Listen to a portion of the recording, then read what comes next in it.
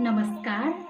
Unique news हेरेर बसिरहनुभएका सम्पूर्ण आदरणीय दर्शकबिनमा म ब्रह्मकुमारी यशोदाको ओम शान्तिको शीतल अभिवादन स्वीकार गर्नुहोस्। ब्रह्मकुमारीज राज्य प्रशिक्षण केन्द्र दाङको तर्फबाट म ज्ञान सरिता कार्यक्रम लिएर उपस्थित भएकी छु। आज अघिल्लो एपिसोडको सो अस्तित्वको विषयलाई नै अगाडि बढाउनेछु। जीवन जिउनु एक महत्त्वपूर्ण कला हो। यसै सन्दर्भमा रहेर योभन्दा पहिलो एपिसोडमा हामीले सो अस्तित्वको बारेमा जान्ने कोसिस गरेका थियौँ। म को हुँ? म एक दिव्य ज्योति बिन्दु स्वरूप अजर अमर अविनाशी आत्मा हुँ। मेरो स्वरूप शान्ति, प्रेम, सुख, आनन्द, शक्ति, ज्ञान, पवित्रता हो। म मन, बुद्धि र संस्कार सहित एक आत्मा हुँ। यो शरीर मेरो साधन हो, जस्तो कि एउटा कम्प्युटर, एउटा मोटर। मैले यस शरीर रूपी मोटरद्वारा यस संसार रूपी नाटकशालामा अभिनय गरिरहेको छु। यो सारा संसार एक अविनाशी नाटकशाला हो। अब प्रश्न यो छ कि यदि यो मेरो शरीर मात्र एक साधन हो र यदि म यस संसारमा शरीर रूपी वस्त्र धारण गरेर अभिनय गरिरहेको छु भने वास्तवमा मेरो स्वदेश, मेरो स्वधाम कहाँ छ त? यस संसारमा अभिनय गर्न म किन आएँ? मेरो यसको साथमा के सम्बन्ध छ? मेरो जीवनको अन्तिम गन्तव्य के हो? यस विषयको जानकारी जीवनमा अति नै आवश्यकता छ। यस कुराको ज्ञानले जीवनको लक्ष्य, गन्तव्य स्पष्ट पार्दछ। संसारमा मात्र 3 कुराहरू अनादि छन्: प्रकृति, पुरुष र परमात्मा। प्रकृतिलाई पनि 2 भागमा विभाजित गरिएको छ: पराप्रकृति र अपराप्रकृति। अपराप्रकृति भनेको आकाश, जल, पृथ्वी, वायु, अग्नि, जसको द्वारा यस भौतिक शरीरको रचना हुन्छ। सूर्य, तारागण वा यस सम्पूर्ण ग्यालेक्सीमा जो प्रत्यक्ष शरीरका ज्ञानेन्द्रियहरूद्वारा समीक्षीकरण गर्न सकिन्छ, जो यस भौतिक साकार संसारमा विद्यमान छ। अर्को छ पराप्रकृति, जो इन्द्रियहरूको क्षमताभन्दा पर, अत्यन्त सापेक्ष र सूक्ष्म छ। आत्मा, परमात्मा, सूक्ष्मलोक, ब्रह्मलोक, यिनका बारेमा मनुष्य आत्माहरूले जान्न सक्दैनन्। यिनको ज्ञान केवल एक स्वयं परमपिता परमात्माले मात्र दिन सक्नुहुन्छ। यस युनिभर्समा करोडौं आकाश गङ्गाहरू विद्यमान छन्। ती आकाश गङ्गाहरूमध्ये एउटा हो सौर्यमण्डल, जहाँ हाम्रो सुन्दर पृथ्वी छ, जहाँ हामी बसेका छौँ। मनुष्यको खोज सीमित छ र मनुष्यले बनाएका मेसिनहरूको क्षमता पनि आज सीमित नै छ। त्यसैले उनीहरूको पासमा यसको अन्वेषण गर्ने क्षमता नै छैन। एउटा ताराको दूरी पत्ता लगाउन आज हजारौं वर्ष लाग्छ, तर परमपिता परमात्मा शिवले प्रजापिता ब्रह्माको द्वारा यस सम्पूर्ण अखिल ब्रह्माण्डको रहस्य सरलतापूर्वक स्पष्ट बताउनु भएको छ, जसलाई 3 लोक भनिन्छ। यसको प्रथम भाग, जसलाई सौर्यमण्डल भनिन्छ, यसको केन्द्रबिन्दु सूर्य हो। सूर्यबाट निस्केका किरणहरूलाई हेर्दा त सिधा सरल रेखाको रूपमा देखिन्छन्, तर ज्यामितीय नियम अनुसार कुनै पनि सरल रेखा सिधा हुँदैन। त्यो सरल रेखा चाहिँ सिधा देखिनेवाला रेखा वास्तवमा एक वृत्ताकार हुन्छ, किनभने त्यो रेखा एउटा धेरै ठुलो वृत्तको लघु आकारमा हुन्छ। त्यो रेखा बिस्तारै बिस्तारै मोडिँदै जान्छ र कहीँ एक निश्चित दूरीमा पुग्छ जहाँ उक्त वृत्तको डायमिटर समाप्त हुन्छ। त्यहाँबाट त्यो किरणहरू पूर्ण रूपले मोडिन्छ। यहाँ नै आकाशको सीमाको अन्त हुन्छ। सूर्यदेखि उक्त सीमासम्मको यो दूरी सबै किरणहरूको लागि बराबर नै हुन्छ। त्यसैले आकाश तत्त्व दिशाहरूबाट गोल देखिन्छ, तर त्यसको केन्द्रबिन्दु सूर्य नै हो जो सदा स्थिर छ। जबकि सूर्यको चारैतिर सबै ग्रह नक्षत्रहरू आफ्नो कक्षीमा घुमिरहन्छन्। यस भागलाई साकार मनुष्य लोक वा आवाजको दुनियाँ भनेर चिनिन्छ। यो 5 तत्त्वको संसार हो। यो भौतिक संसार अनेकौं विविधताले भरिपूर्ण छ। यसका मुख्य 3 विशेषताहरू छन्। प्रथम विशेषता हो प्रकाश। सूर्यको प्रकाशका कारणले यो संसार दृश्यमान हुन्छ। अर्को विशेषता छ ध्वनि। यो आवाजको दुनियाँ हो। त्यसैले नै हामीहरू एक अर्काको भाषाको माध्यमबाट आफ्ना विचारहरूको हामी लेनदेन गर्छौँ। र अर्को तेस्रो विशेषता गति हो। गतिको कारण नै संसार परिवर्तनशील छ। गतिको बिना परिवर्तन असम्भव छ।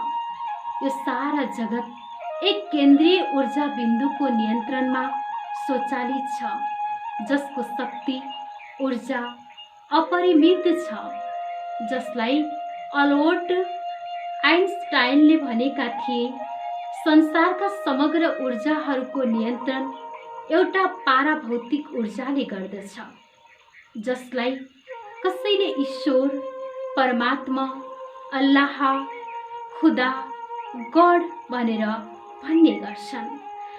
भौतिक जगतमा यी 3 गतिको परिणाम स्वरूप समय, देश, काल र परिस्थिति एउटा निहित गतिमा परिवर्तन हुने गर्दछन्। त्यसैले स्वर्ग पनि यहाँ नै हुन्छ र नर्क पनि यहाँ नै हुन्छ। यस भौतिक संसारलाई साकार लोक भनिन्छ। यस भौतिक साकार लोकभन्दा पर हजारौं आकाश गंगाहरूभन्दा पनि पर स्वयं एक प्रकाशमय आवृत्ति छ, जहाँ कुनै पनि नक्षत्र र ग्रहको प्रकाश हुँदैन। स्वयं त्यो प्रकाशित छ, जसलाई सूक्ष्म लोक भनिन्छ, जहाँ ब्रह्मा, विष्णु र शंकर देवताहरूका 3 सूक्ष्म पुरीहरू छन्, जहाँ देवताका आकारी सूक्ष्म शरीर छन्, जसलाई आकारी लोक, प्रकाशको दुनियाँ भनेर भन्ने गरिन्छ।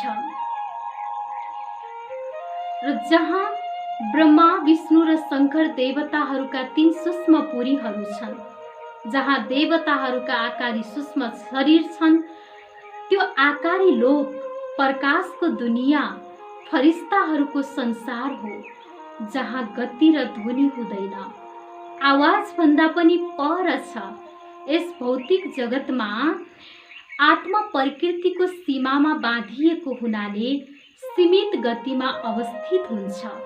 अतः आत्मालाई न भूतको ज्ञान हुन्छ न भविष्यको ज्ञान हुन्छ। यहाँ यी आँखाको द्वारा दायाँ बायाँ तल माथि चारै दिशामा हेर्न सकिन्छ, तर सूक्ष्म लोकमा आत्माहरू प्रकृतिको बन्धनदेखि मुक्त आफ्नो सूक्ष्म फरिस्ता स्वरूपको शरीरमा मन, बुद्धि, संस्कार सहित स्थित हुन्छ, जहाँ गतिको कुनै पनि सीमा हुँदैन।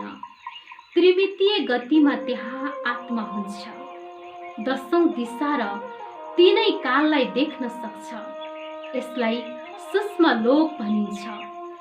त्यो भन्दा पनि पर अखण्ड स्वर्णिम प्रकाशमय संसार छ, जहाँ केवल शान्ति नै शान्ति छ, जहाँ सर्व आत्माहरूको पिता परमात्मा शिव हजारौं सूर्यको समान आफ्नो दिव्य प्रकाशका अनन्त ऊर्जाका प्रकम्पनहरूको साथमा विराजमान हुनुहुन्छ, जसबाट सारा ब्रह्माण्ड आलोकित छ जहाँ आत्मा आफ्नो निजी स्वभावमा हुन्छ, जसलाई ब्रह्मलोक, परलोक, परमधाम, शिवलोक, पराप्रकृति, सातवां आत्मा, स्वदेश, मुक्तिधाम, मूल वतन, निर्माण धाम आदि नामले चिनिन्छ। यो हो आत्मा र परमात्माको देश। त्यहाँ आत्मा निर्माण अवस्थामा, बीज रूप अवस्थामा, पारलौकिक अवस्थामा अवस्थित हुन्छ। यस लोकमा आत्मामा मन, बुद्धि र संस्कार मर्ज अवस्थामा हुन्छ। त्यहाँ आत्माहरू आफ्नो मापदण्ड अनुसार आफ्नो स्थानमा स्थित भएका हुन्छन्। त्यो हो सबैभन्दा माथि, सबैभन्दा परको स्वदेश, सोलोक र परमधाम। सृष्टि परिवर्तनको सँगसँगै आत्माहरू पुनः परमधामबाट आफ्नो निहित समय, देश, काल र गतिको विधानलाई अवलम्बन गरेर यस साकार जगतमा अभिनय गर्न आउँदछन्। अतः हामी सबै यस संसारमा अवतरित भएका आत्मा हौ। हाम्रो वास्तविक घर परमधाम हो। हामी एउटै घरका बासिन्दा, एउटै पिताको सन्तान, एउटै प्रकृतिका हौ। हामीमा मूल रूपले कुनै पनि भेद छैन। तर यस संसारमा अभिनय गर्दा गर्दै जब हामी यस भौतिक जगतको प्रपञ्चमा जति जति पराधीन हुँदै जान्छौँ, सनै सनै आत्माका शक्तिहरू क्षीण हुँदै जान्छन् र दुर्गतिलाई प्राप्त गर्दछन्। आत्माहरू जन्म र मरणमा आउने भएका कारण गुण कर्मका आधारमा भिन्नता हुन्छ। जस्तै कसैलाई देवात्मा, महात्मा, धर्मात्मा, पुण्यात्मा, पापात्मा भनिन्छ। जसको जन्म र मृत्यु भिन्न भिन्न नै हुन्छ, एक समान हुँदैन। कोही धनी, कोही गरिब, कोही सज्जन, कोही मूर्ख, कोही बलशाली, कोही कमजोर, कोही बुद्धिमान, कोही अल्पबुद्धि, कोही सुन्दर छ त कोही कुरूप छ। यो सबै आत्मामा स्थित गुण र कर्मको सामर्थ्यका आधारमा निहित हुन्छ। एउटै माताको गर्भबाट जन्मेका दुई शिशुको जीवन पनि आज फरक फरक देखिन्छ। यो यस संसारको विविधतामा एकताको अनुपम सिद्धान्त हो। अतः आत्मा यस संसारमा आएर जस्तो कर्म गर्दछ, जस्तो अभिनय गर्दछ, त्यसको परिणाम उसले भोग्दछ। भनाइ पनि छ, जैसा करनी वैसा भरनी। अतः यो संसार एक अविनाशी नाटक हो, जसको बारेमा शेक्सपियरले भन्नुभएको छ, life is drama, world is stage, man is actor, God is director. यस सृष्टिको गति अनुसार आत्माको पनि गति, सद्गति र दुर्गति हुन्छ। आत्माहरू सर्वप्रथम परमधामबाट यस धरतीमा अवतरित हुन्छन्। तब सत्युगमा 9 लाख आत्माहरू 100% सत्वप्रधान 16 कला सम्पूर्ण हुन्छन्। आत्मा सद्गतिको अवस्थामा हुन्छ। तीर्थमा पुग्दा आत्माको गति 75% सत्वगुण अवस्थामा 14 कला मात्र बाँकी रहन्छ। लगभग 2 करोड पुगिसकेको हुन्छ। तीर्थमा 2 करोडबाट आरम्भ हुन्छ भने द्वापरमा पुग्दा त्यहाँ आत्माहरूको संख्या लगभग 33 करोड पुगिसकेको हुन्छ। यहाँसम्म आत्माहरू सेमी सद्गतिको अवस्थामा हुन्छन्। द्वापर युगको आरम्भमा आत्माको गति 50% ले दुर्गतिमा पुगेको हुनाले रजो प्रधान अवस्थामा हुन्छन् र आत्मामा 8 कला मात्र बाँकी रहन्छ र जनसङ्ख्या लगभग 33 करोड हुन्छ भने अन्तमा लगभग 50 करोड पुगिसकेको हुन्छ। त्यहाँबाट आत्माहरू दुर्गतिको अवस्थामा पुग्छन्। इस प्रकार कलियुगमा पुग्दा पुग्दै आत्माको गति 25% मात्र बाँकी रहन्छ र शून्य कलामा आत्मा अवस्थित हुन्छ अथवा पूर्ण दुर्गतिको अवस्थामा पुग्छ, जहाँ आत्माहरूको संख्या आरम्भमा 50 करोड हुन्छ भने यहाँ जन्मको रफ्तार तीव्र हुनाले जनसङ्ख्या पनि तीव्र गतिले अगाडि बढ्दै जान्छ र कलियुगको अन्तमा लगभग 750 करोडको हाराहारीमा पुगेको हुन्छ। यहाँ आएर सृष्टिको गति पूर्णतालाई पाइसकेको हुन्छ। सृष्टिमा आत्माहरू सबै परमधामबाट अवतरित भइसकेका हुन्छन्। नाटक पूरा हुनेवाला भएको हुन्छ। सृष्टि पूर्ण रूपले पतित तमोप्रधान भइसकेको हुन्छ। परिवर्तनको कगारमा सृष्टि हुन्छ। यसलाई पुनः पहिलेको अवस्थामा प्राप्त हुनु छ। अतः ब्रह्माण्डको गतिको नियम अनुसार जब सृष्टिमा ऊर्जा लगभग समाप्त हुन्छ, नकारात्मक ऊर्जाको बाहुल्यता हुन्छ, तब सर्वसमर्थ ऊर्जाको स्रोत परमात्माको यस धरामा अवतरण हुने गर्दछ। तर परमात्मा अन्य आत्माको जस्तो आमाको गर्भमा प्रवेश भएर हुँदैन। वहाँ एक अनुभवी साधारण वृद्ध मनुष्यको शरीरको आधार लिनुहुन्छ, जसको जन्मको पृष्ठभूमि यस सृष्टिमा सबैभन्दा उत्तमबाट पुनर्जन्म हुँदै गर्दा अन्तमा सबैभन्दा कनिष्ठ भएको हुन्छ, जसलाई उहाँले प्रजापिता ब्रह्माको नामाकरण गर्नुहुन्छ। उनैको शरीरमा प्रवेश भएर उनैको मुखबाट श्रेष्ठ ज्ञानको द्वारा आत्माहरूलाई दुर्गतिबाट सद्गतिमा लिएर जानुहुन्छ। तिनै सद्गतिको मार्गमा अग्रसर आत्माहरूको संयुक्त सहयोगबाट यस सृष्टिको परिवर्तनको कार्य आरम्भ हुन्छ। परिवर्तनको प्रक्रिया पनि आरम्भ हुन्छ। यो दुःखदायी सृष्टि पुनः सुखको संसारमा परिवर्तन हुन्छ। कलियुग सतयुगमा नर्क स्वर्गमा, मनुष्य देवात्मामा परिवर्तन हुन्छ। यहाँ सर्वप्रथम ऊर्जा केन्द्रहरूमा हलचल उत्पन्न हुन्छ, जसको परिणाम स्वरूप मनुष्यको मनमा यसको ठुलो प्रभाव पर्दछ, जसको कारण नेगेटिभ ऊर्जामा रिएक्सन उत्पन्न हुन्छ, जसको कारण मनुष्यको मनमा हिंसा, लडाई, अशान्ति, तनावले ग्रस्त भएर ऊर्जा बिस्तारै बिस्तारै विखण्डन हुन थाल्छ।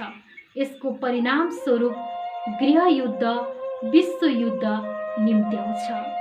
यस परिणतिलाई कसैले पनि रोक्न सक्दैन। प्रकृतिका 5 वटै तत्त्वहरूमा यसको प्रभाव पर्दछ। यसको परिणाम स्वरूप प्रकृतिमा असन्तुलन उत्पन्न हुन्छ र अन्तमा प्रकृतिका 5 ऊर्जा केन्द्रमा उपद्रव उत्पन्न हुन्छ।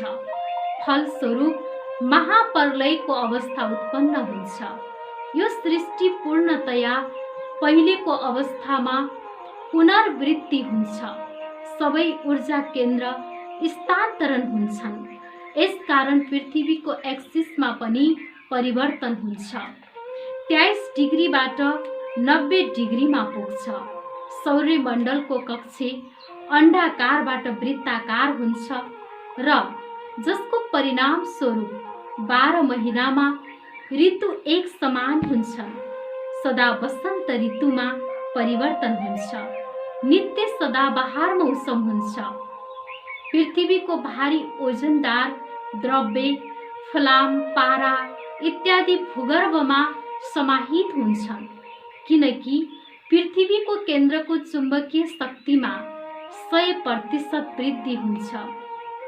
अतः हल्का द्रव्यहरू जस्तै सुन, चाँदी, प्लेटिनियम जस्ता द्रव्यहरू पृथ्वीको सतहमा आउँछन्, जसले गर्दा सतयुगमा सुनको कुनै मूल्य नै हुँदैन। समुद्र, नदी, नाला स्वच्छ सफा हुन्छन्। धरतीमा अनेकौं चम्किला पत्थरहरू जस्तै मुगा, मोती, हीरा, माणिक्य आदि यत्र तत्र छरिएर रहेका हुन्छन्। ऊर्जा केन्द्रको द्रव्यमान वृद्धि हुनका कारण धरती अत्यन्त उर्वरा भएको हुन्छ। मनुष्यको मनमा नकारात्मकताको ज्ञान समाप्त भएको हुन्छ। अभाव भन्ने कुरै हुँदैन। सम्पन्नताले इच्छा मात्र अविद्याको त्यहाँ अवस्था हुन्छ। मनुष्य कर्ममा र कर्मको फलमा रत्ती पनि त्यहाँ लिप्त हुँदैनन्, अनासक्त हुन्छन्। जीवनमा भएर पनि जीवन मुक्त अवस्थामा हुन्छन्। त्यहाँ मृत्युको भय हुँदैन, सबै आत्मजयी अवस्थामा हुन्छन्। अर्थात् उनीहरू कर्मेन्द्रिय जीत हुन्छन्, जसलाई देवता भनिन्छ। यस लोकलाई स्वर्ग अथवा सत्युग भनिन्छ, जो निकट भविष्यमा आउँदैछ। यस संसारमा मनुष्य स्वयंको यथार्थ ज्ञानको बिना चाहेर पनि कर्म र कर्मको फल प्रभावदेखि मुक्त हुन सक्दैन। उसले आफ्नो सबै व्यक्तिहरूसँग अपेक्षा राख्ने गर्दछ। उनीहरू या त मोहको रस्सीमा बाँधिएका हुन्छन् या घृणाको रस्सीमा बाँधिएका हुन्छन्। संसारका प्रत्येक वस्तुमा मोह आसक्ति हुनका कारण सदा संग्रहमा जुटेको हुन्छन्, सदा अभावको अनुभव गर्दछन्। सन्तोष कहिले पनि हुँदैन। बितेका अतीतलाई वर्तमानमा ल्याएर त्यसको प्रहारले ईर्ष्या, बदलाको भावना, द्वेष, छल कपट, हिंसा आगोमा आफूलाई जलाइरहेका हुन्छन्। भविष्यको चिन्तामा डुबेर तनावलाई निम्ताएर जीवनलाई नरक बनाएका हुन्छन्। आत्महत्या गर्न समेत व्यक्ति तत्पर रहन्छन्, ताकि ती चिन्ताको चिताबाट मुक्त हुन सकू भन्ने भ्रम उनीहरूको मनमा आउँछ। यसै कारण हर परिवारमा आमा बुवा आफ्ना छोराछोरीलाई आफ्ना अनुकूल बनाउने उद्देश्यका साथ उनीहरूमा यति धेरै प्रेसरको सिर्जना गर्दछन् कि उनीहरू उक्त प्रेसरको बोझबाट उन्मुक्त हुन गलत सङ्ग, गलत आदत र गलत कर्ममा लिप्त हुन्छन्। फेसन, व्यसन, दुराचार, बेविचार, अनाचारमा बच्चाहरू फस्दै जान्छन्।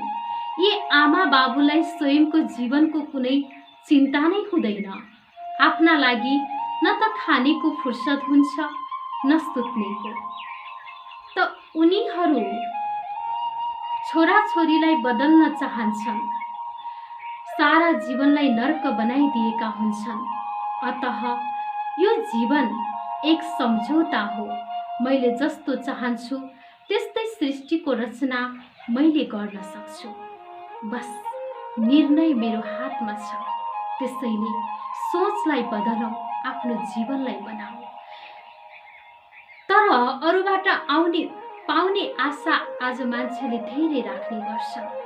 कसैको सहयोग गर्दैन, तर सहयोगको अपेक्षा धेरै गर्छ। कसैसँग मिठो बोल्दैन, तर अपेक्षा मिठो बोली सुन्नेको राखेको हुन्छ। राम्रो व्यवहार गर्दैन, तर अरूले व्यवहार राम्रो गरून् भन्ने अपेक्षा राख्छ। म स्वयं शान्त रहन्न र अरूलाई शान्त गर्न चाहन्छु।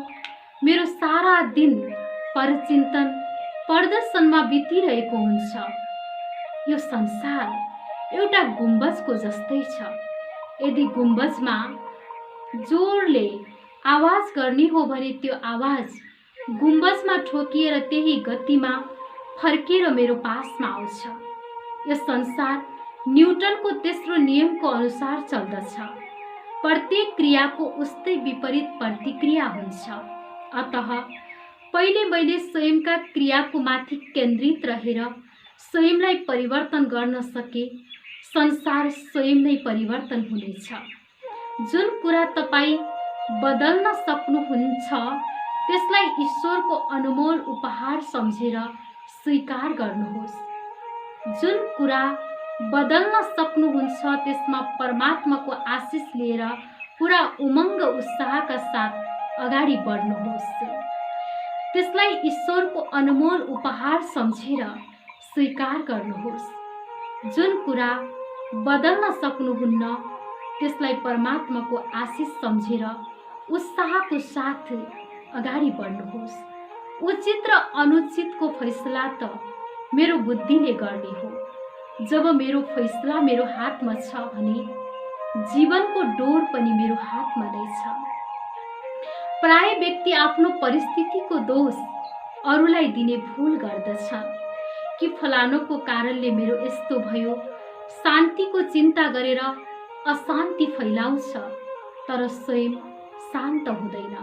यही मनुष्यको ठुलो दोष हो। उनीहरू सदैव अरूको जीवनमा दखल अन्दाजी गर्दछन्। फेरि सुख शान्ति उनीहरूलाई सपनामा पनि प्राप्ति हुँदैन। संक्षेपमा भन्नुपर्दा आत्मा यस संसारमा नियतिको पाठ प्रमाण अभिनय गर्न यस सृष्टि रूपी नाटकशालामा आएको हो। चेतना र प्रकृतिको अनौठो समागमको उपज हो जीवन। यसको नियन्ता स्वयं परमात्मा हुनुहुन्छ। अतीतको कर्मको फल भोग्न र भविष्यको प्रारब्ध निर्माण गर्न परमधामबाट यस धरामा हामी आएको हो। सुख दुःख मैले जीवनसँग गरेको सम्झौताका परिणति हुन्, अर्थात् मनको निश्चित अवस्थाको नाम हो। हवस् त दर्शकबिन, आजको हाम्रो आध्यात्मिक चिन्तन यति नै। अर्को साता फेरि तुलसीपुर रजौरा दाङको यस युनिक न्युज युट्युब च्यानलमा कार्यक्रम ज्ञान सरिता लिएर आउने नै छौँ। तबसम्मको लागि म ब्रह्मा कुमारी यशोदा बिदा माग्दछु। ओम शान्ति। हाम्रो कार्यक्रमलाई सल्लाह सुझाव दिनुहोला र यसमा लाइक कमेन्ट अनि सब्सक्राइब गर्न पनि नबिर्सिनुहोला। ओम शान्ति।